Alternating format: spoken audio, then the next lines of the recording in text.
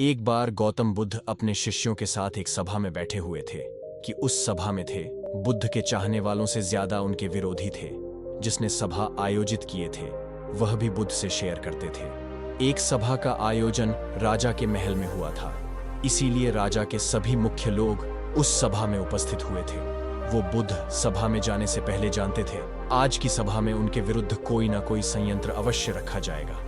अब की सभा में जाने से पहले उनका शिष्य आनंद बुद्धू को सभा में जाने से मना करता था है कि आपको सभा में नहीं जाना चाहिए कि वहां के लोग आपके साथ दुर्व्यवहार करेंगे, है ना जाने वह आपके विरुद्ध कोई षड्यंत्र रच रखा होगा है।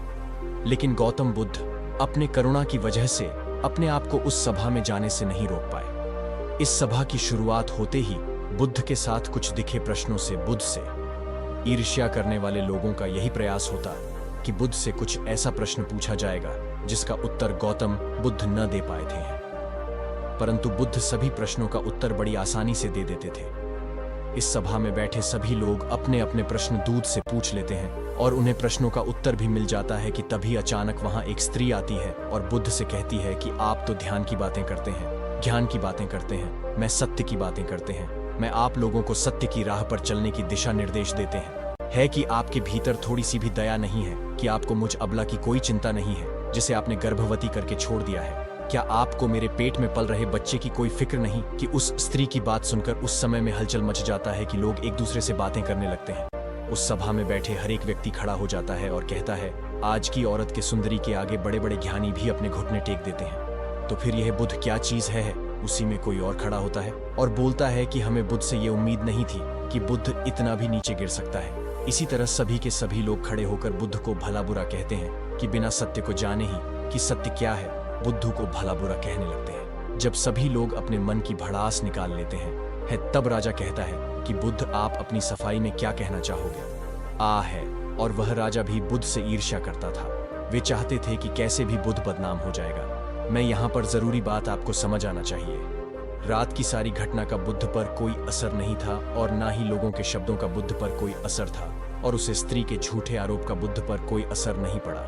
आप जानते हैं क्यों? क्योंकि बुद्ध शक्ति को जानते थे कि वे अपने नजर में सही थे कि सूत्र यही है कि चाहे पूरी दुनिया आपके खिलाफ क्यों न हो जाए, अगर आप अपनी नजर में सही है, अगर आप अपने आप को जानते हो कि आप क्षेत्र के साथ खड़े हो, तो आपका कोई भी कुछ बिगाड़ नहीं सकता है। इस सभा के सभी लोग धंधे में थे कि वहां तक कि बुद्ध के कुछ शिष्यों में भी संदेश आ गया था लेकिन बुद्ध जानते थे कि वह क्या है, इसलिए उनके चेहरे पर थोड़ा सा भी बदलाव नहीं था। राजा बुद्ध से कहते हैं कि क्या आप अपनी सफाई में कुछ कहना चाहेंगे थे। बुद्ध उस एत्री से कहते हैं पुत्री, इस पूरे ब्रह्मांड में केवल दो ही लोग इस सत्य को जानते हैं कि तुम सत्य कह रही हो या सत्य की। इससे पहले कि बुद्ध कुछ कहते वह स्त्री बुद्ध से अपनी नजरें चुराने लगी।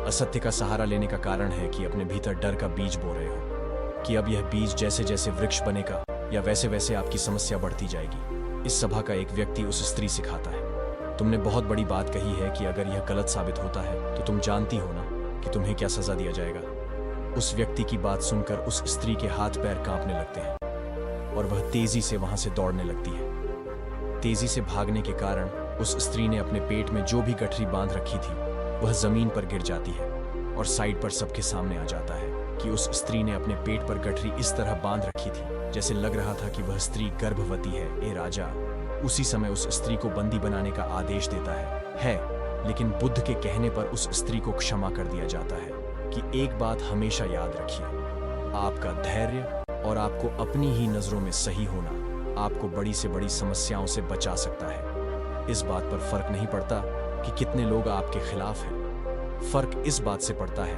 कि क्या आप अपने साथ हैं। तो दोस्तों, आशा करता हूं कि गौतम बुद्ध किन बातों को आप अपने जीवन में अमल करेंगे।